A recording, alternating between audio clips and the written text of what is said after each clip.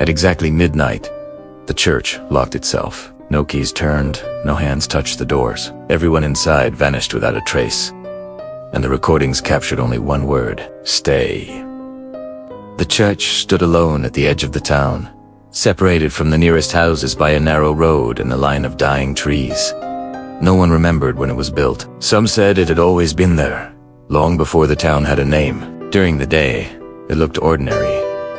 Old stone walls, faded wooden doors, and a bell tower that leaned slightly to one side. But at night, the church felt different, heavier, as if the air around it refused to move. Every night, without fail, the bell rang once, at exactly midnight. Not twice, not 3 times.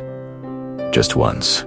There was no rope hanging from the bell. The mechanism inside the tower had been broken for years, and yet, the sound echoed across the town, slow and deep, like a warning meant for someone who was already too late. Most people had learned to ignore it. They locked their doors, turned off their lights, and stayed in bed when the bell rang. Children were taught not to ask questions about it. Adults pretended they no longer heard it. Only the church watchman paid attention. From his small booth across the road, he watched the building every night. He had never seen anyone enter after sunset. He had never seen anyone leave after midnight. On that particular night, the bell rang louder than usual. The sound did not fade quickly. It lingered, vibrating in the air long after the metal should have stopped moving. The watchman looked up at the tower. For a brief moment, he thought he saw movement behind the dark opening where the bell hung. Not the bell itself, but a shadow, slowly pulling back, as if something unseen had just finished ringing it. Then the sound stopped. The church fell silent, and somewhere deep inside the building, a lock clicked into place. No one could remember when the rule was first spoken aloud. There was no sign, no written warning, no official announcement. It simply existed, passed quietly from one generation to the next.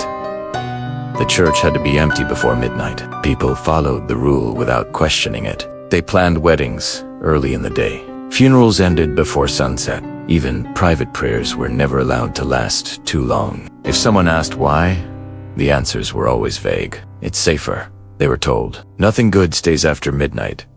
Or sometimes, nothing at all. Years ago, a traveler once ignored the warning. He arrived late in the evening and asked if the church was open. An old woman selling candles across the street froze when she heard the question. She did not answer him. She only pointed at the clock above the church door. It read 11:52 p.m.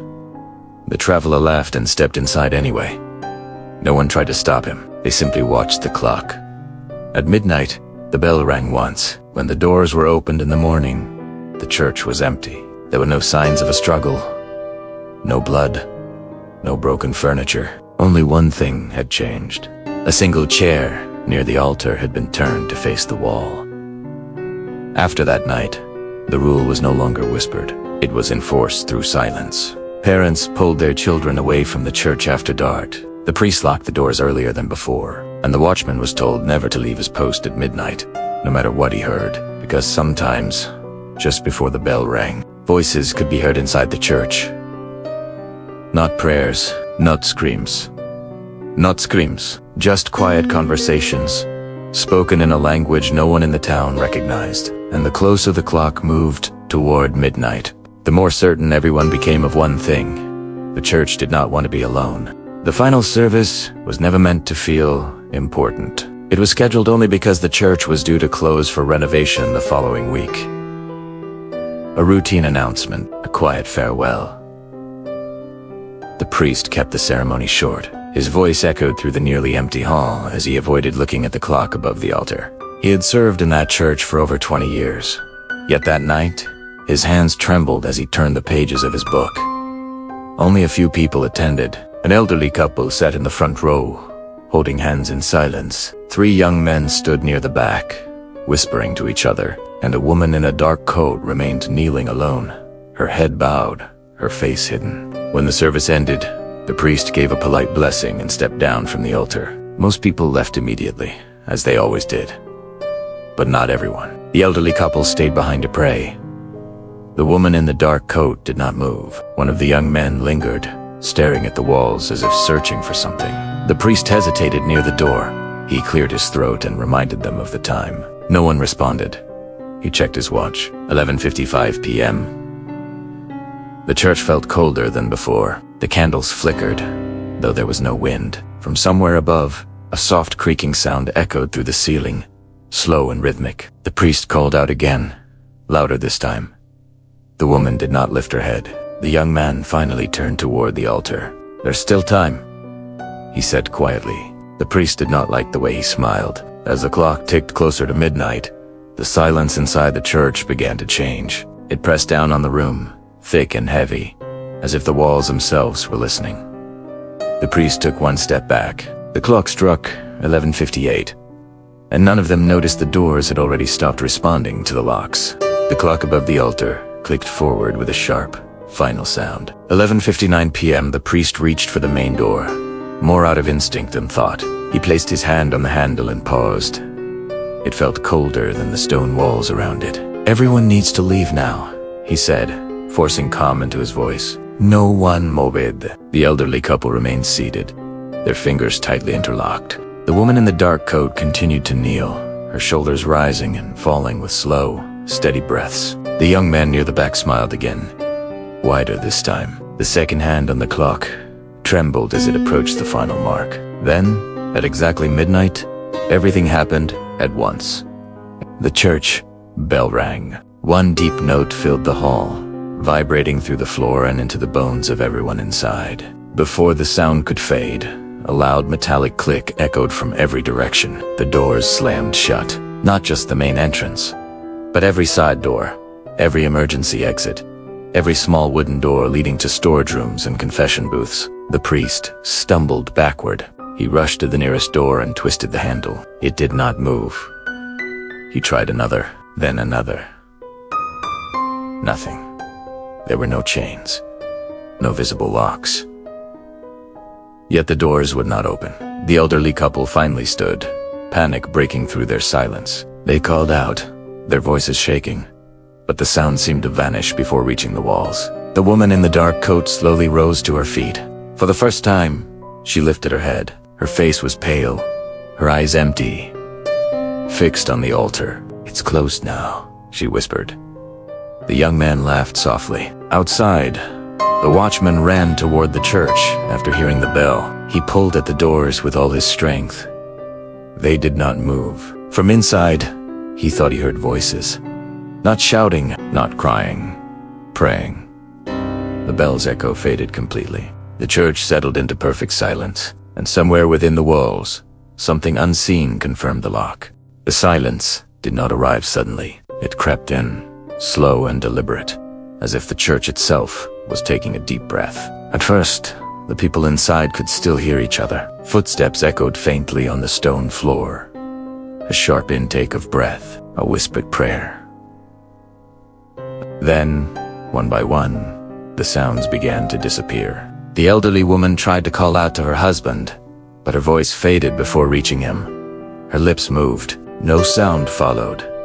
The priest shouted, his voice rising in panic. The words left his mouth, but the echo never came back. It was as if the air inside the church had been drained away. Outside, the watchman pounded on the doors with his fists. He could see movement through the stained glass windows, shapes shifting, shadows passing close to the light, but he heard nothing. No screams, no cries for help, only the wind moving through the trees behind him. Inside, fear spread quickly. The young men rushed toward the altar, their shoes scraping loudly against the floor, or at least, they should have. They watched each other in horror as their movements produced no sound at all. The candles continued to burn, their flames steady and unnatural. Time felt wrong. The priest fell to his knees and began to pray silently, tears running down his face. But even in his own head, the words felt distant, as if someone else were listening. The woman in the dark coat stood completely still. She closed her eyes and smiled. From deep within the walls, a low vibration began to rise. Not a sound, but a feeling, like a distant hum traveling through stone and bone. Then, slowly, the light inside the church began to dim. Not all at once, row by row, candle by candle. As the final flame flickered and died, the people inside realized something far worse than being trapped. They were no longer alone. The watchman stood frozen in front of the church doors, his breath visible in the cold night air. He pressed his ear against the wood, expecting to hear panic, shouting, anything at all.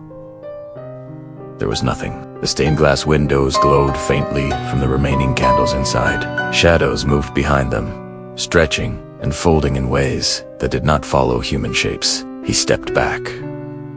The bell tower loomed above him, silent now, its dark opening staring down like a hollow eye. For the first time in his years of watching the church, the watchman felt certain of one thing. Something inside had woken up. He reached for his radio and called for help. The signal crackled, then dissolved into static. No voices answered. As he circled the building, he noticed the doors were sealed tight. Not just closed, but flush with the stone walls, as if they had been fused there. There were no hinges, no gaps.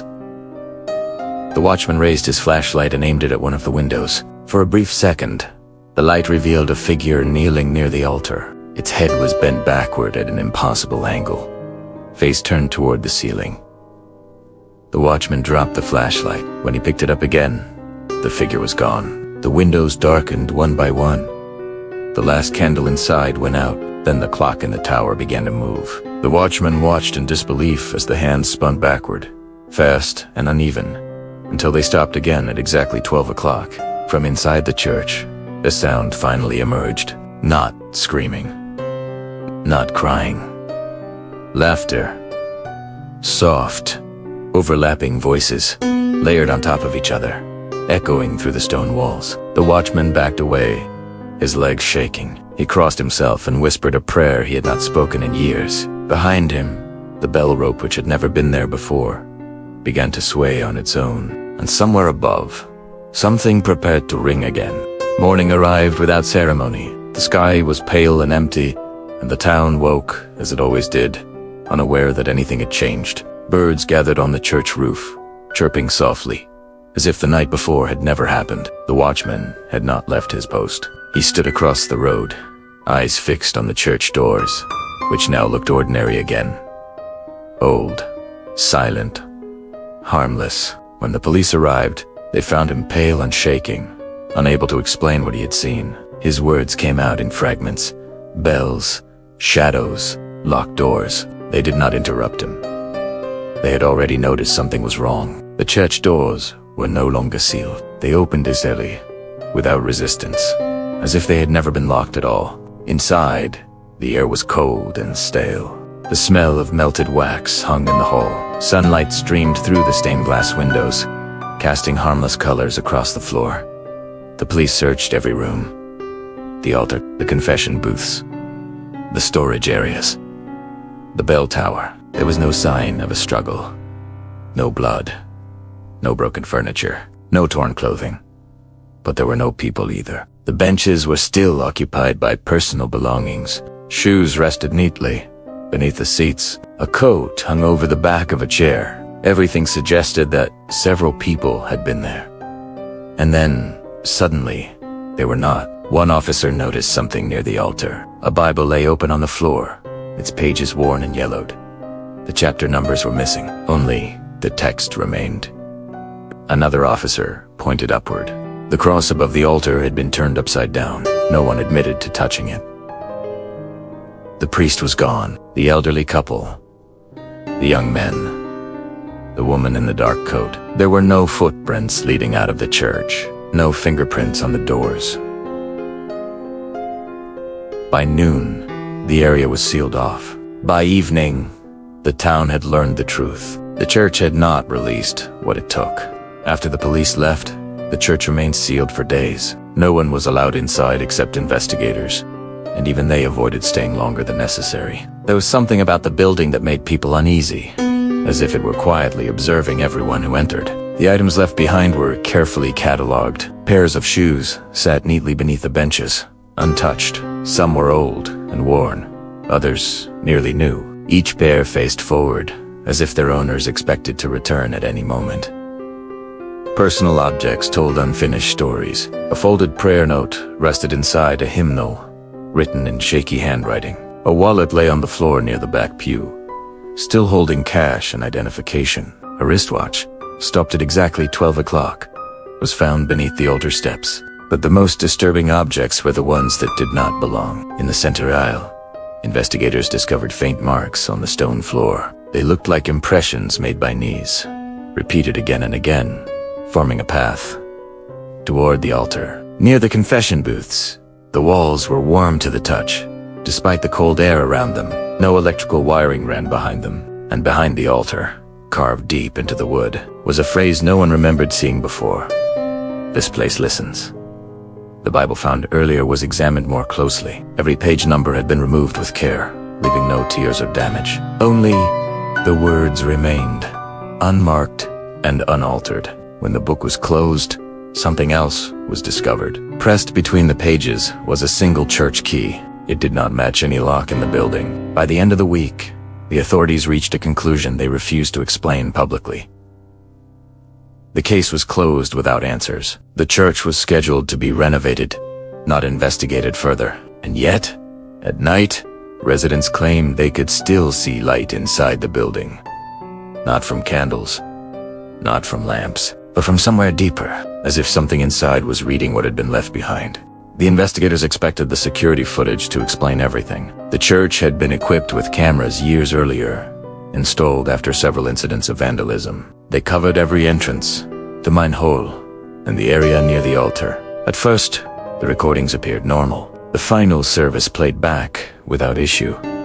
People arriving, candles being lit, the priest speaking calmly at the altar. Then the time stamp reached 11:59 p.m. The video froze.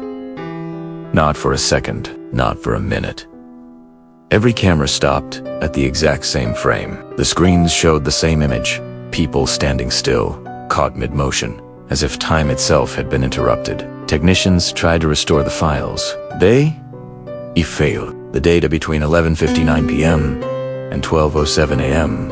was missing entirely. Not corrupted, not damaged. Gone. The audio recordings, however, remained. When played, the first few seconds were silent. Then came breathing.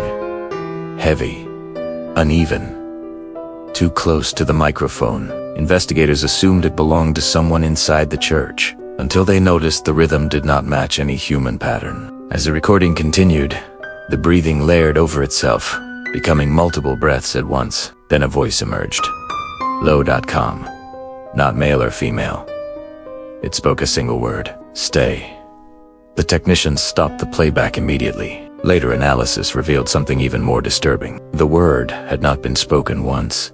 It had been spoken dozens of times, overlapping, perfectly synchronized, as if many voices were sharing the same mouth. The final seconds of audio contained a sound no one could identify, a slow, deliberate click.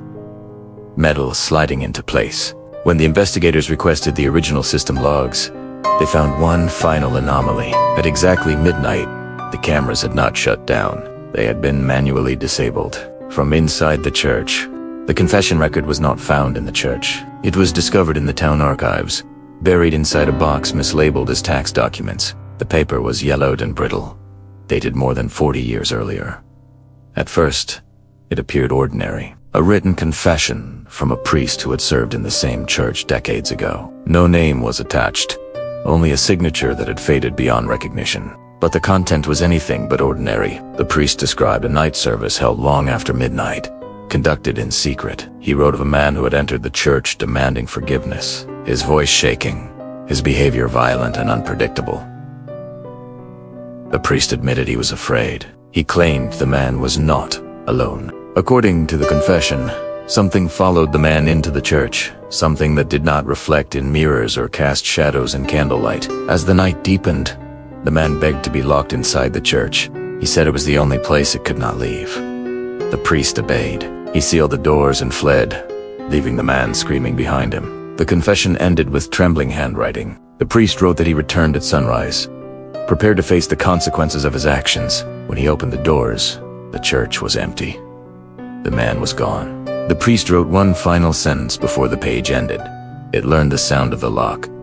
Investigators cross-checked old records. There was no mention of the incident in official church history. No missing person report. No disciplinary action. Only one detail matched the present case. The lock described in the confession was identical to the sound captured in the recent audio recordings. The file was sealed immediately. The public was told nothing, but from that day on, no one involved in the investigation would enter the church after dark. Because the confession did not describe a haunting, it described a lesson, and the church had been repeating it ever since. Despite everything, the renovation was not cancelled. The church was old, unstable, and considered a safety risk. Officials insisted the disappearances were unrelated to the building itself. The decision was made quickly, quietly, and without public discussion. The renovation team arrived 3 weeks later. They worked during the day at first, repairing cracked stone and replacing broken beams. Nothing unusual happened. Then the deadline tightened. One evening, the foreman decided they would continue after sunset. Only for a few hours, only to finish the interior measurements. 5 workers entered the church just before nightfall. They joked about the rumors as they set up their equipment. Flashlights cut through the darkness, bouncing off the altar and empty benches. At 11:47 p.m., one of the workers noticed the temperature drop. The air became heavy, thick with the smell of old wax and dust. Their voices echoed strangely, returning slower than expected. At 11:53 p.m., the church clock began to tick again. No one remembered hearing it work before. At 11:58 p.m., one of the workers stepped into a confession booth to check the walls behind it. The door closed softly behind him. The others heard him speak. Then they heard something speak back. The voices overlapped, low and indistinct, coming from all directions at once. When they rushed to the booth, the door would not open. At exactly midnight, the bell rang once. The remaining workers ran. They burst through the main doors and did not look back. In the morning, the police returned. The church stood open and silent. Inside the confession booth, they found the workers' tools neatly arranged on the floor. The man himself was gone, and carved into the inside of the booth door were words written deep into the wood. It still listens. After the disappearance of the renovation worker, the church was closed again. This time, there were no announcements, no explanations. Only metal barriers and warning tapes stretched across the entrance. The clock in the bell tower was examined by specialists. They expected to find a mechanical failure. What they found made no sense. The internal mechanism was intact, clean, recently maintained, yet the hands refused to move. They remained frozen at 12 o'clock. Electricians disconnected the power. The clock did not change. They removed the hands entirely. The next morning, they were back in place. Stopped at midnight. Every attempt to repair the clock ended the same way. At exactly 12, something inside the tower clicked, and time inside the church seemed to stop again. People in the town began to notice patterns. Phones lost signal near the building after dark. Watches slowed, then stopped, if brought too close to the walls. Digital clocks reset themselves at midnight. No one stayed long enough to test what happened after. One night, a security guard reported seeing the doors lock themselves. Not slam, not close. Lock. He described metal sliding into metal, slow and careful, as if something were ensuring it was done properly. By morning, the doors were open again. The guard resigned that same day. A decision was finally made. The church would not be repaired. It would not be investigated. It would be sealed. Heavy steel plates were welded over every entrance. The windows were boarded from the outside. When the work was finished, the church stood silent and inaccessible. For the first time in years, the bell did not ring that night. The town felt relief. But just before dawn, a passerby noticed something strange. Fresh marks appeared on the steel doors, perfectly shaped, as if new locks were being added from the inside. The last recording was discovered by accident. The missing worker's phone had been collected during the initial investigation and stored with other personal belongings. Days later, as an officer reviewed the device one final time, a single audio file appeared. It had not been there before. The file was time-stamped 12:01 a.m. The officer listened alone. At first, There was only silence. Then came the sound of breathing, fast, uneven, struggling to stay controlled. The man spoke in a low whisper. He said the walls were too close. He said the booth felt smaller than before. He apologized to someone who was not there. In the background, another sound could be heard. Soft, rhythmic, knocking.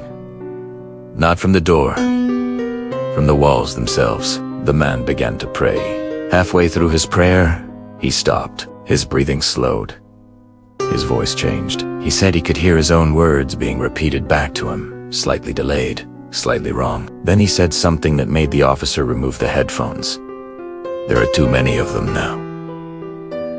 The knocking stopped. A pause followed, long and heavy. Then came the sound of metal, a lock sliding into place. The man did not scream. Instead, he whispered one final sentence. "It knows my name." The recording ended. Audio analysis later revealed something impossible. During the final seconds, the voice speaking was no longer singular. Several voices spoke at the same time, perfectly synchronized. All of them used the same words. All of them used his voice. The file could not be copied. Every attempt resulted in corruption. Only one device could play it. That device was destroyed. But those who heard the recording said the same thing. The lock sound was not sealing the booth. It was welcoming him in. The church was officially abandoned the following month. Its name was removed from maps. Road signs pointing toward it were taken down. Documents referred to the building only by its address, never by what it once was. No one spoke about it openly. The steel plates covering the doors were reinforced. Concrete was poured into the lower windows.